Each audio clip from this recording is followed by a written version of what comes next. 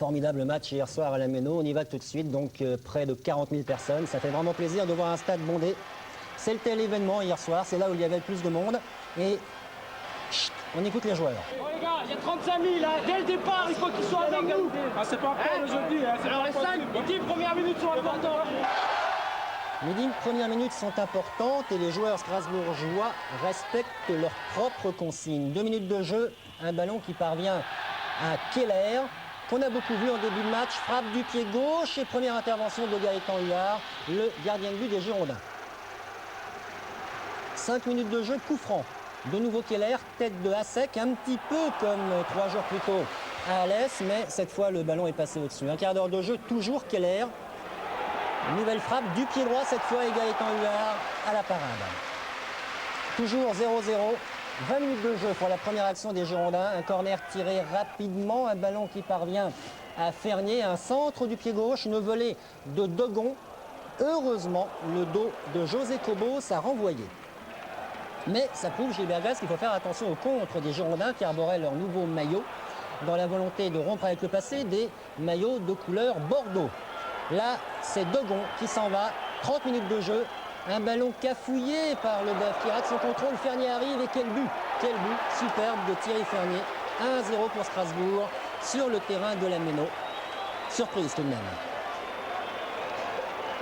Mais vous ne serez mené au score, Gilbert Grèce, que pendant 3 minutes. En effet, après 38 minutes de jeu, on retrouve les deux mêmes joueurs, Fernier et Leboeuf. Leboeuf qui a à cœur de se racheter, il intercepte ce ballon. Dans le rond central, il part en contre, il est fauché par derrière. Toujours ces tacles qui peuvent faire mal. Tacle de Thierry Fernier, Joël Quignou intervient. Carton jaune pour Fernier, les esprits s'échauffent.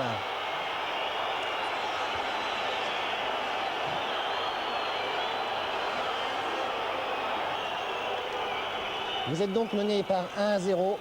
Vous espérez sur ce coup franc, vous avez raison, car Leboeuf prend sa revanche. Et de quelle manière ?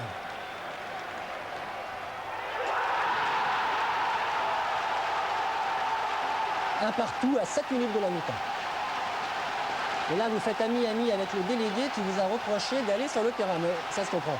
On revoit ce but au ralenti. La parole à Franck Leboeuf, puis à Gaëtan Huard. J'avais 2 ou 3 minutes avant offert le but au Bordelais. J'étais un petit peu énervé, avec un petit coup de vengeance. Et puis la faute de Fernier sur moi, je crois que je me suis monté, et je me suis mis une grosse pression et j'ai frappé toutes mes forces, côté ouvert, à Gaëtan Huard. J'ai pas eu le temps de bien placer mon mur et de le placer comme j'avais l'intention de le faire.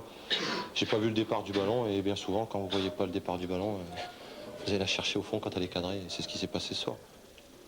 Un partout, dernière minute de jeu en première période, contre-attaque de Bordeaux, ballon sur le côté gauche à Gudjonsen, puis Ferrage, en retrait, Fernier arrive, Ernst marque 2-1 pour Bordeaux, non, car le juge de touche a levé son drapeau, hors jeu d'opposition, on va le vérifier. Au moment de la frappe de Fernier, il y a un Bordelais qui est hors jeu d'opposition, Gudjonsen l'est peut-être, qu'en pensez-vous Gilbert Grèce ? Oui, difficile à dire. C'est vrai que Dugarry est en position de hors-jeu, mais pour Ernst, je ne peux pas vous répondre. Il faudrait voir le ralenti encore une fois peut-être. Un partout à la mi-temps, 1 heure de jeu, Perron sur le côté droit, match superbe, débordement, centre en retrait, Monzuk marque et non, ras du poteau. Toujours un partout. Vraiment un beau match. Et là, c'est Bordeaux qui contre-attaque avec Gudjonsen. Un centre, une reprise de Ernst qui a été champion d'Allemagne l'année dernière à Kaiserslautern, qui rend l'appareil. Le joueur est-allemand à Monzuk en ratant une occasion relativement facile. On rentre dans les 5 dernières minutes. Et là, ça devient complètement fou. Avec une première action et une intervention de Milojevic dans la surface des Girondins de Bordeaux. Pénalty. Monsieur Quignou veut se diriger vers le point de pénalty. C'est impossible. Impossible. Une meute de joueurs bordelais l'empêche d'aller vers ce point de pénalty. Alors que fait-il ? D'abord, on revoit l'action. C'est vrai que le pénalty en notre faveur semble loin d'être évident. Apparemment, il n'y a pas grand-chose. Finalement, Joël Quignou ne donne pas un pénalty, mais il expulse Milojevic, le libéro yougoslave, qui a protesté de façon trop véhémente. Il reste 4 minutes à jouer. Toujours un partout entre Strasbourg et Bordeaux. L'une des dernières actions, Senac et Ferrach tergiversent. Ballon vers Hasek, faute de Gaëtan Huard, qui a pris les pieds de l'international tchèque à 3 minutes de la fin. Et là, c'est la délivrance pour tout le monde. Reste à le marquer ce penalty. Leboeuf en a mis 12 la saison dernière. Il ne rate pas le 13e. But de Leboeuf, 2-1 pour Strasbourg. Le soulagement. Pour vous, pas pour Bordeaux. Nous sommes désolés de repartir battus, surtout que nous ne méritions pas ça. Nous avons marqué un deuxième but refusé, on a pris un carton rouge, on a pris 3 cartons jaunes, puis battu à la dernière minute sur penalty. Je pense qu'on peut croire un petit peu en injustice. Vous gagnez 2-1. Que vous dit Jean-Marc Ferrage là? Ben lui, il me dit qu'il espère qu'on se reverra tous les deux l'année prochaine en première division. Moi aussi, je l'espère.